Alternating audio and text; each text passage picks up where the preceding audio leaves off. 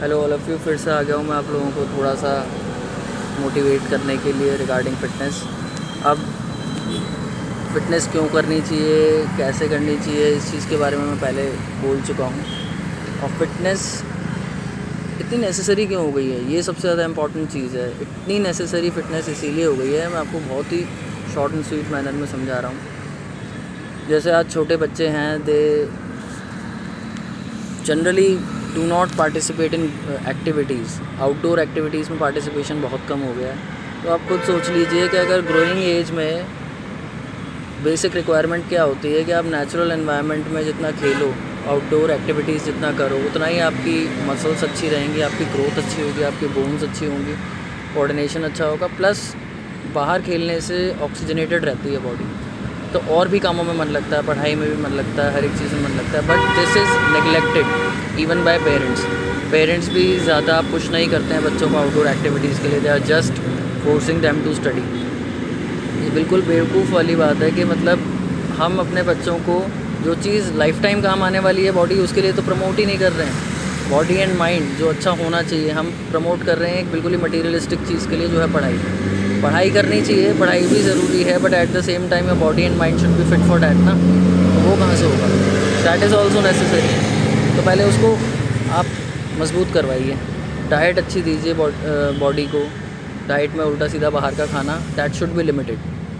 तो इसीलिए बोला जाता है कि फ़िटनेस खाली एक ही चीज़ नहीं है कि खाली आपने बॉडी पे काम कर लिया, माइंड पे काम कर लिया, उसके साथ आपको डाइट भी डालनी है, उसमें प्रॉपर गेम भी खेलना है, प्रॉपर एक्सरसाइज भी करनी है। ये सब नेसेसरी है for the growing age children. उसके बियॉन्ड हम बात करते हैं, जैसे you enter into the world of college या जॉब्स। तो वहाँ पर क्या होता है कि वहाँ पर जनरली या तो पढ़ाई के चक्कर में या जॉब के चक्कर में you are neglecting your food, you are neglecting your exercises, you are neglecting your sleep as well.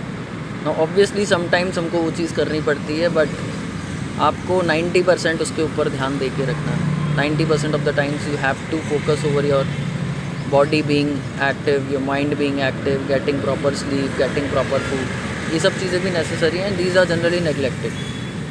इसके ऊपर किसी का फोकस नहीं है। They are just concern about कि हाँ हमें बेटर लाइफस्टाइल मिल गया, एक अच्छा कॉलेज मिल गया, अच्छा जॉब मिल गया। अरे उसके बियॉन्ड भी तो सोचो, बॉडी विल एज। जब एज करेगी बॉडी, तब आप उसकी स्ट्रेंथ के लिए क्या कर रहे हैं? You are maintaining your money strength, financial strength. तो आप बॉडी स्ट्रेंथ तो रखिए। How will you enjoy your money if you are not having a good body? If you are facing medical issues, how will you enjoy your money that you have earn? ये भी कोई नहीं सोचता है young age में। उसके beyond जाते हैं हम, when you touch your 40s and उसके बियॉन्ड जाने लगते हैं, तो पीपल आर जस्ट रिलैक्सड। हाँ, एक मेडिसिन ले ली, बीपी की ले ली, शुगर की ले ली, हाँ बढ़िया है। कोई जेनेटिक ही प्रॉब्लम है या प्रॉब्लम आपके आउट ऑफ कंट्रोल है, then you are taking medicine, that is acceptable. लेकिन अगर आप बिना गोली के चल सकते हो, बिना दवाइयों के चल सकते हो, why are you being focused on taking medicine? वो चीज़ नहीं होना चाहिए ना। पेन किलर जब उठाई, जब खा ली, कुछ भी मतलब ये नहीं होना चाहिए और मान लिया कि हम बुढ़े हो गए। ये तो 30 ईयर्स के पर्सनालिटीज़ में देखा है मैंने। दे आर जस्ट मान के बैठेंगे हमारी तो एज निकल गई, अब क्या खेलेंगे? अरे प्रोफेशनल खेलने के लिए कौन कह रहा है? नॉर्मली अपनी बॉडी को फिट रखने के लिए आधा घंटा तो पसीना बहाओ। Even if you cannot play a game, start going to gym, start going to walk, start going to some outdoor sport, some outdoor activity. वो भी कोई नहीं करना चाहता। आलस, एडिक्टेड टू दैट। और ये भी रिज़ल्ट किस चीज़ का है कि अगर आप कॉलेज लाइफ में और जॉब जब आपने आपका ज्वाइन किया है, तब आप इन चीज़ों में फोकस नहीं करते हैं, तो body gets use to the relaxed activities. फिर वो आपको पुश करने वाली एक्टिविटीज़ में obviously touching your 30s, so obviously your body will not be like a 15-year-old child. Plus you lose interest, mobiles, phone के गेम्स, या ज़्यादातर इन्हीं चीज़ों में बच्चे और मतलब even adult sometimes they waste their times. तो ये नहीं करना है। आपको निकालना है टाइम आपकी फ़िटनेस के लिए। फ़िटनेस बहुत नेसेसरी है आपके लिए। उसके बियॉन्ड और मैं बात करता हूँ कि एक लेवल पे क्या होता है, कई लोग बोलते हैं यार हमसे ये नहीं होता, हमसे वो नहीं होता। बैठ के सांस तो लेते हो ना, जस्ट बिकॉज के सांस तो ज़रूरी है ना। सांस छोड़ तो ऐसा करते हैं, सांस को इग्नोर कर देते हैं और फिर बाकी काम करते हैं। हो सकता है? नहीं हो सकता। So if it's not possible, तो सीधी सी बात है, सबसे लास्ट जो चीज़ आती है जिसमें आप कोई एक्सक्यूज़ नहीं डाल सकते, डैट इज़ प्राणायाम। या नॉर्मल प्राणायाम छोड़ दो, ज़्यादा भारी वर्ड हो जाता है। आप सिंपल सी एक चीज़ सोच लीजिए कि आपको बैठना है, सांस लेना है, छोड़ना है। इसमें कितना टाइम चाहिए? 5 मिनट से 10 मिनट डेली करना है। ओपन एयर में भी कर सकते हैं, with in a ventilated room जिसमें हवा अच्छे से आ रही है, जा रही है, एक्सचेंज ऑफ एयर अच्छा है, उसमें आप बैठ के ही करिए। अगर आप बाहर के एनवायरनमेंट भी आपको सूट नहीं करता है तो सर्दियों में खास करके, बारिशों में खास करके, बाहर अगर आपको सूट नहीं कर रहा है, you can do with in your home. तो क्यों नहीं कर रहे हैं? आलस, अरे हमारी तो एज हो गई, अरे हमसे नहीं होता। तो करोगे जब ही तो होगा। कोई इमरजेंसी आती है विद इन आवर लाइफ, हम एक्ट करते हैं ना उसके अगेंस्ट। सिंपल सी बात है, हम उस इमरजेंसी का अपनी लाइफ में वेट ना करें कि जब बॉडी और माइंड एक लेवल से ज़्यादा बीमार हो जाए। तो फॉर मेंटेनिंग दैट, ज़्यादा से ज़्यादा, कम से कम 10 मिनट और ज़्यादा से ज़्यादा आप जितना कर सकें, और बॉडी अलाउज, आपका प्रोफेशन जितना अलाउ करता है, यू शुड डू समथिंग। चाहे योगा कर सकते हैं, प्राणायाम कर सकते हैं। लोग बोलते हैं हम अफोर्ड नहीं कर सकते। अफोर्ड नहीं कर सकते हो, जितना आपकी बॉडी अलाउ करती है ना उतना सबको पता होता है। Some activity a person must have done in his young age. पर हम मान के बैठ जाते हैं कि येस वी आर एजेड, 50 साल का पर्सन हो, 60 साल का पर्सन हो। उसमें एक्सेप्शंस बहुत मिलेंगे। कई लोग ऐसे हैं जो वो कर रहे हैं जो 20 साल के लड़के नहीं कर पाते, और 60 साल का मतलब एक व्यक्ति वो कर रहा है। तो वो कैसे कर रहा है? Just because of his will power, he understands the importance of being fit. फालतू की बीमारियों को एक्यूमुलेट करके उसमें पैसा लगाने से अच्छा है you just extract some time out of your life style for that. ये इम्पॉर्टेंट है, ये कोई नहीं समझता है। आप खुल के खाना चाहते हैं, खुल के घूमना चाहते हैं, एज हो जाएगी, बॉडी जवाब देने लगेगी, तो कर पाओगे क्या? नहीं कर पाओगे।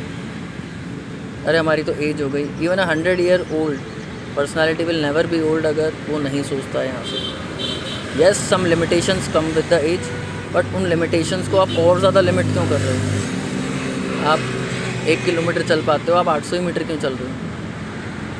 1200 मीटर क्यों नहीं चल रहे हो? ये माइंडसेट वाली बात है। फिटनेस यहाँ से होती है पहले, उसके बाद हम उसको एग्जीक्यूट करते हैं। कोई ऐसी चीज़ मत ट्राई करो जिसमें इंजरी का चांस हो। सिंपल सी बात है कि जो चीज़ आपने कभी करी नहीं है, जिसमें एक्सपीरियंस नहीं है, वहाँ पे आप हेल्प ले सकते हैं किसी फिजियोथेरेपिस्ट की, किसी मेडिकल प्रोफेशनल की, किसी ट्रेनर की। वहाँ आप हेल्प ले सकते हैं। बट बियॉन्ड डैट कुछ चीज़ें तो खुद को ही पता होती हैं कि ये चीज़ की जा सकती है, तो उनको स्टार्ट कीजिए, थोड़ा थोड़ा स्टार्ट कीजिए। Your body will get use to it, और फिर धीरे धीरे आप बढ़ाइए। कोई ज़रूरी नहीं है कि आपको बहुत जिम में जैसे लोग ओवर पुश करते हैं वैसा करना। वो उनको ट्रेनिंग करनी है, उनको और आगे बढ़ना है उस चीज़ में, तो वो करते हैं। आपको ओवर पुश करने की भी ज़रूरत नहीं है। जितना पुश कर सकते हैं उससे हल्का सा भी ऊपर या हल्का सा कम भी कर लेंगे तो भी चलेगा, बट स्टार्ट डूइंग इट। दवाई ये मत सोचिए कि हमारी इनकम अच्छी है या हमारा बैकग्राउंड अच्छा है या हमें बहुत फैसिलिटीज़ हैं तो you will remain fit. Body ये नहीं देखती है। जहाँ आप अपनी बॉडी को पुश करोगे, जहाँ आप अपनी बॉडी में मेहनत डालोगे, वहीं पर रिज़ल्ट आएगा। करोड़ों रुपए से भी बॉडी की फ़िटनेस नहीं खरीदी जा सकती। This is the fact. अगर कोई बीमारी हो गई है उसका इलाज, yes you have money, you can take the medications, you can take the best hospitalities जो भी मिल सकती हैं आपको, बट ऐसा नहीं हो सकता कि वो चीज़ें फैसिलिटीज़ ठीक कर रही हैं उसको। बहुत सारी चीज़ें मैटर करती हैं। आप ऑलरेडी कितने फिट हैं वो भी रिकवरी के लिए मैटर करता है, और जितना आप फिट होंगे उतना ही जल्दी रिकवरी होगी। For example, Yuvraj Singh fought the cancer and played for India again. ये नेक्स्ट टू इम्पॉसिबल चीज़ है for an athlete after having a cancer, but still he recovered. First thing will power, second thing yes his body was use to all the activities that he had done in the past. Obviously वो recover कर पाया और उन activities को वापस resume करवाया। He wanted to. अगर नहीं चाहता तो नहीं करता ना, ही कुड हैव रेस्टेड। उसके बाद क्या ज़रूरत थी इंडिया के लिए? Yes still he played. तो obviously never ever give up on your fitness, never ever give up on your body, never ever give up any type of problem that you are facing in your life. Fight it, confront it, face it. डर से कुछ नहीं होता। डर के आगे जीत अगर नहीं भी है ना, तो डर के आगे एक एक्सपीरियंस होगा that will push you to something जिससे आप उस प्रॉब्लम को डील कर पाएँ। Running away is not a solution. So obviously don't run away from fitness, don't run away from any aspect of your life, just face it, confront it and win the game. Hold on.